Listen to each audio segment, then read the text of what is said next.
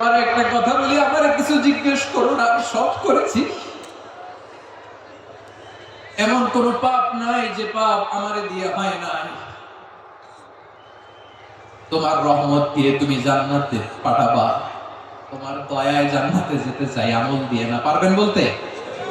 কিয়ামতের দিন আমরা বলবো, আল্লাহ আমার আমল দিয়ে জান্নাত চাই না, আমি তোমার দয়া দিয়ে জান্নাত চাই। তোমার দয়া ছাড়া আমার কোনো উপায় নাই।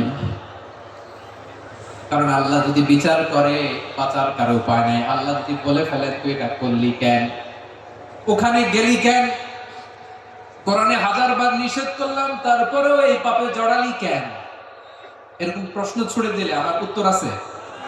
বাঁচার কোনো উপায় আছে? রোজ হাসরে হে আল্লাহ আমার করোনা বিচার, আল্লাহ করোনা বিচার। বিচার চাহি না তব দয়া চাহি, এ গুনাহগার করোনা বিচার। আপনার আমল দিয়ে জান্নাতে যাবেন? কি দিয়ে যাবেন? আল্লাহর দয়া দিয়ে। আল্লাহর রহম আর দয়া ছাড়া কেউ জান্নাতের চেহারাও দেখতে পাবে না। আমার প্রিয় ভাইরা, এই দোয়া আল্লাহর কাছে পছন্দনীয় হওয়ার কারণ তিনটা। দোয়ার প্রথম অংশে আছে তাওহীদ, আল্লাহর একত্ববাদের ঘোষণা। এই দোয়ার দ্বিতীয় অংশ আছে তাসবিহ, আল্লাহর প্রশংসা সূচক বাণী। এই দোয়ার 3 নম্বর অংশ পাপের স্বীকৃতি। তাহলে আমরা সবাই গুনাহগার, আমরা আল্লাহর কাছে পাপের স্বীকৃতি দিয়ে বলবো, ও আল্লাহ ইন্নী কুনতু মিনাজ জালিমিন, আমরা জুলুম করেছি, পাপ করেছি, অন্যায় করেছি, আল্লাহ বুঝতে পারি নাই, শয়তানের ওয়াসওয়াসায় পড়ে, বন্ধুর পাল্লায় পড়ে, নফসের খায়েশ মেটাতে যে আল্লাহ করে ফেলেছি। তুমি গুনাহ না মাফ না করলে আমাদের গুনাহ মাফ করার দ্বিতীয় কেউ নাই। ঠিক কিনা বলেন? এভাবে অনুতপ্ত হয়ে যদি আল্লাহর কাছে দোয়া করেন, দেয়ালে পিঠ থেকে গেছে, কোন রাস্তা নাই বের হওয়া, ওই মুহূর্তেও আপনাকে বিপদ থেকে উদ্ধার করবে কে? বিশ্বনবী চরম বিপদে পড়লে দুটা দোয়া পড়তেন। প্রথম হলো এটা, লা ইলাহা ইল্লা আনতা সুবহানাকা ইন্নী কুনতু মিনাল জালিমিন। এই দোয়াটা আমরা বেশি বেশি পড়ব প্রিয় ভাই। রাজি আছেন? সবাই আওয়াজ করে পড়ুন ইনশাআল্লাহ। আমার প্রিয় ভাইয়েরা, বিপদে পড়লে বিশ্বনবী আরো একটা দোয়া পড়তেন, লা ইলাহা ইল্লাল্লাহুল আযীমুল হালিম, লা ইলাহা ইল্লাল্লাহু রাব্বুল আরশিল আযীম, লা ইলাহা ইল্লাল্লাহু রাব্বুস সামাওয়াতি ওয়াল আরদি ওয়া রাব্বুল আরশিল কারীম। এই যে বললাম, রেকর্ড হয়ে গেছে। এখন তো আর ইনস্ট্যান্ট মুখস্থ না হলো, পরে মুখস্থ করে নেবেন। আল্লাহ ছাড়া কোনো উপাস্য নাই, তিনি সুমহান, মহা সহিষ্ণু। আল্লাহ ছাড়া কোনো উপাস্য নাই, তিনি সুমহান, আরশের অধিপতি। আল্লাহ ছাড়া কোনো উপাস্য নাই, তিনি আকাশের মালিক, জমিনের মালিক, তিনি সুবিশাল আরশের অধিপতি। সুবহানাল্লাহ পড়েন। এই দোয়াটা কেউ যদি পড়ে যদি এর ওসিলা করে দোয়া করে, তাকে বিপদ থেকে মুক্তি দেয় কে? আল্লাহ। মনে থাকবে আপনাদের? তাহলে বিপদের প্রথম ধাক্কায় কি যেন পড়তে হয়? ইন্নালিল্লাহ। তারপরে কি বলে আল্লাহর কাছে নিজেকে সঁপে দিতে হয়? দেয়ালে পিঠ থেকে গেলে, লা ইলাহা ইল্লা আনতা সুবহানাকা ইন্নী কুনতু মিনাজ জালিমিন। 2 নম্বর হচ্ছে লা ইলাহা ইল্লাল্লাহুল আযীমুল হালিম, লা ইলাহা ইল্লাল্লাহু রাব্বুল আরশিল আযীম, লা ইলাহা ইল্লাল্লাহু রাব্বুস সামাওয়াতি ওয়াল আরদি ওয়া রাব্বুল আরশিল কারীম। মনে থাকবে? ইনশাআল্লাহ বলেন সবাই। ইনশাআল্লাহ। আওয়াজ করে সবাই ইনশাআল্লাহ। ইনশাআল্লাহ। অনেক সময় এমন হয়, হঠাৎ বিপদের সম্মুখীন হই আমরা, রেডি হয়ে বের হইছে অফিসে, হঠাৎ অ্যাক্সিডেন্টে পড়ে যাই, হঠাৎ পেটের ব্যথায় অজ্ঞান। এরকম হয় না? আপনাদের হয় না? আকস্মিক দুর্ঘটনার বিপদ থেকে যদি কেউ বাঁচতে চায়, সকাল সন্ধ্যা যেন প্রত্যেকে এই দোয়াটা পড়ে। সকালে যদি 3 বার পড়ে, সন্ধ্যা পর্যন্ত হঠাৎ হঠাৎ বিপদ থেকে সে রক্ষা পাবে। To be protected from sudden calamity, sudden disaster, sudden calamity, হঠাৎ বিপদ, হঠাৎ ভয়ঙ্কর কোন আকস্মিক বিপদ থেকে আল্লাহ বাঁচায় দেবে। সকালে পড়লে সন্ধ্যা পর্যন্ত প্রোটেক্টেড, সন্ধ্যাবেলায় যদি 3 বার করে সকাল পর্যন্ত প্রোটেক্টেড। সুবহানাল্লাহ পড়ে। সুবহানাল্লাহ। দোয়াটা কি?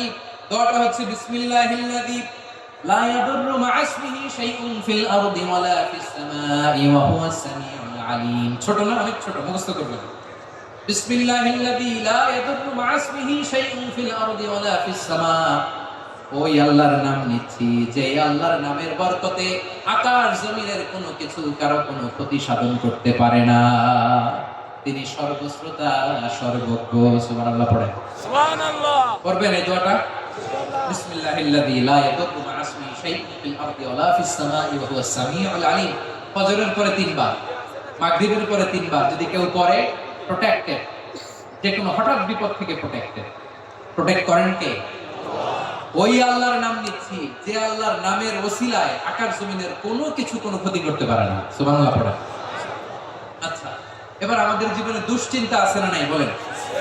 Tension, hyper tension, anxiety, depression, চিন্তা টেনশন নাই এরকম কে কে আছে দেখি? হাত তোলেন। ওই যে হাত তুলছে এক আল্লাহর ওলি, ওই যে। টেনশন নাই তোমার? মাশাআল্লাহ। ও না বুঝে তুলছে, জোকের চোটে, জোশের ঠেলায় ধাক্কায় তুলে। সবার জীবনে টেনশন আছে না নাই? এই দুশ্চিন্তা, পেরেশানি, মারাত্মক পেরেশানি থেকে মুক্তি পাওয়ার জন্য বিষ্ণু ইসলাম দুটো দোয়া পড়তেন। কয়টা? অনেকগুলো পড়তেন। স্পেশাল দুটো দোয়া আজকে আপনাদের শিখায় যাবো, শুনবেন না? কষ্ট হচ্ছে? সংক্ষিপ্ত মোনাজাত দিয়ে দিই।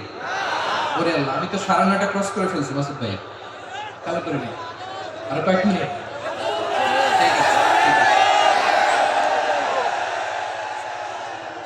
পেরেশানিতে পড়লে, টেনশনে পড়লে এই দোয়াটা, প্রিয় ভাইরা, বিষ্ণু ইসলাম যখন খুব বিপদে পড়তেন, দুশ্চিন্তা ওনাকে ঘিরে ধরতো, উনি পড়তেন ইয়া হাইয়্যু ইয়া কাইয়্যুম বিরাহমাতিকা আস্তাগীথ।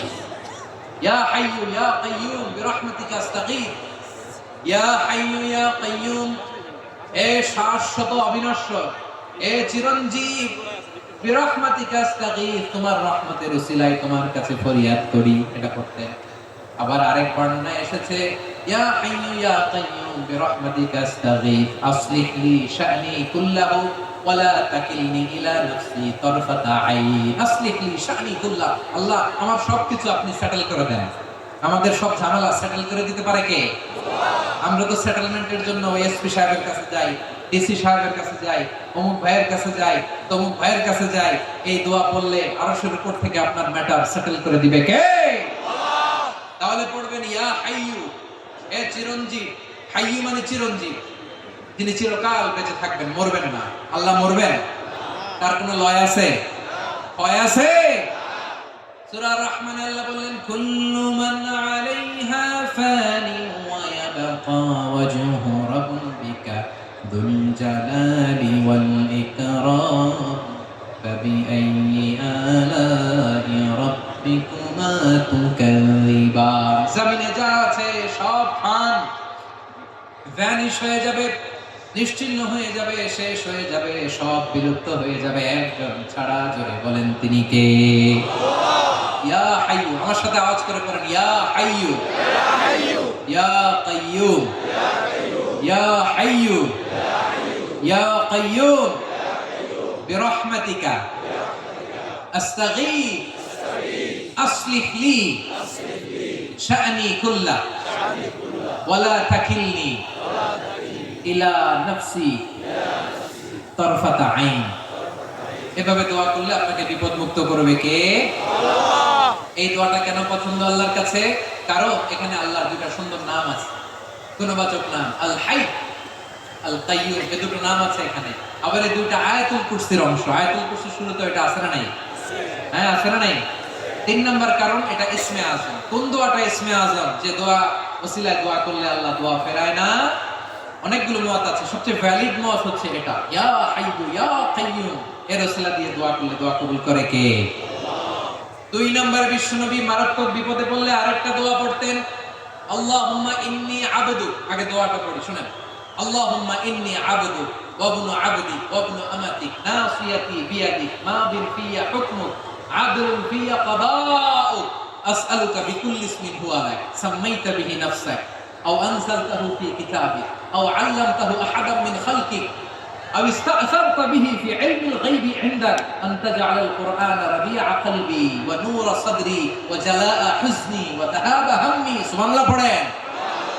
বিষ্ণু বলতেন আল্লাহুম্মা ইন্নী আবদুক, ও আল্লাহ আমি আপনার গোলাম, ওয়াবনু আবদিক, গোলামের ঘরের গোলাম, ওয়াবনু আমাতিক, বাদীর ঘরের গোলাম। মানে আল্লাহ আমি আপনার গোলাম, আমার বাবা আব্দুল্লাহ ছিল আপনার গোলাম, আমার মা আমিনা ছিল আপনার বাদী। মানে আমরা গোলাম বংশের সব গোলাম।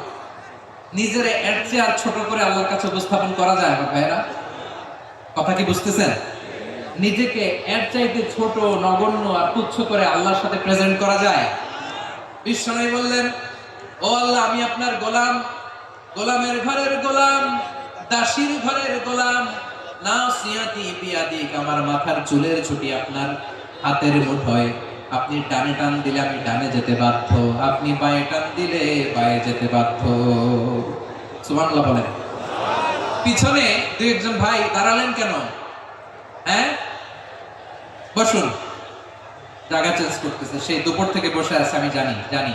মাশাআল্লাহ, কেউ দুই একজন বেরিয়েছে, গ্যাপ পূরণ করতেছে। মাশাআল্লাহ, পড়েন সুবহানাল্লাহ, আলহামদুলিল্লাহ, লা ইলাহা ইল্লাল্লাহ কে জানিয়েছো। আর আল্লাহর এমন কিছু চমৎকার চমৎকার সুন্দর সুন্দর নাম আছে, এই নামগুলো রব্বুল আলামিন কাউকে জানাবে না। সুবহানাল্লাহ বলেন। আমরা তো 99 নাম জানি, 100 নাম জানি আল্লাহ, কিন্তু আল্লাহ কোরআনকে আমার হৃদয়ের বসন্ত বানাও, আমার বক্ষের জ্যোতি বানাও, আমার চিন্তা দুশ্চিন্তা তুমি দূর করে দাও। বিশ্বনবী বললেন এই কালিমাগুলো, এই বাক্যগুলো পড়ে যদি কেউ আল্লাহর কাছে ফরিয়াদ করে, তার হৃদয় থেকে দুশ্চিন্তা কাটিয়ে দিবে কে? পড়বেন এই দোয়াগুলো, পড়বেন। আচ্ছা, সব শেষে বলি, আবু মামা বললেন ইয়া রাসূলুল্লাহ অবশ্যই শিখাবেন। বিশ্বনবী বললেন তাহলে তুমি পড়বা, আধিপত্য এবং ঋণের বোঝা থেকে পানা চাই। এই দোয়াটা যখন বিশ্বনবী শিখাই দিলেন, আবু মামা বারবার এক লোক এসে বলে, হে আলী, ঋণের বোঝায় আমি জর্জরিত, আমার কিছু অর্থ দিয়ে সাহায্য করো। তাইলে আলী রাদিয়াল্লাহু তাআলা বললেন, আমি কি আল্লাহু তাকফিনি বিহালালিকা আন হারামি, আল্লাহ তোমার হালাল দিয়ে আমাকে পরিতুষ্ট করো, হারাম থেকে বাঁচিয়ে রাখো, আর তোমার অনুগ্রহে মানুষের মুখাপেক্ষী যেন আমি না হই, আমি যেন সবসময় তোমার মুখাপেক্ষী হয়, ওই তৌফিক দিও। সুবহানাল্লাহ পড়েন। এই দোয়া বেশি বেশি পড়লে ঋণের বোঝা হালকা করে দিবে কে? তাহলে প্রিয় ভাইরা, বিপদে পড়লেই প্রথমে কি করবেন? পটুয়াখালী ভুলে গেছে। বিপদে পড়লে প্রথমে আল্লাহিল্লাযী আফানি মিম্মা বতালাকা বিহি ওয়া ফাদালানি আলা। কারণ ক্যান্সার দেখে যদি এই দোয়াটা আপনি বিশ্বাসের সাথে পড়েন, জীবনে কোনোদিন ক্যান্সার রোগে আক্রান্ত হবেন না।